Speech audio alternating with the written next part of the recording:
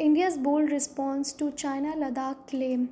For a political party that never misses out on even a remote opportunity to indulge in aggressive military talk, the Bharatiya Janata Party and the government lead by it seems to be sending out confusing signal about ongoing India-China standoff on the line of actual control. Media report about the Chinese aggression start tickling in form of April this year, and yet there is a continues to be little clarity even about either in the country's strategy community or in the general public on the exact nature of development on the China India border. Did the Chinese soldier indeed cross the LAC and capture the Indian territory?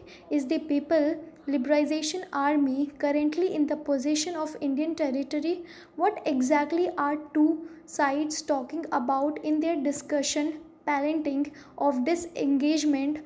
How does Indian New Delhi plans to retake lost territory? Now, message from PM Trudeau delivers remarks at UN event on COVID 19. Hello everyone, bonjour à tous. I'm so happy to be here today to say a few words as we work together to conquer this global health and economic threat.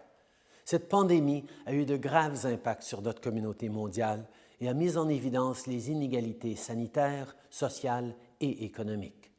Et au moment où nous relançons nos économies et pavons la voie vers la reprise, nous devons travailler ensemble pour pouvoir bâtir une société plus résiliente et plus juste, une société qui profite à tous.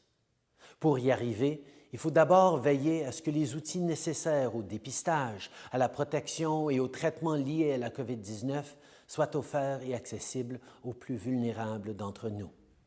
Every country with the means to do so must go beyond protecting those within our own borders and must step up to meet this global challenge.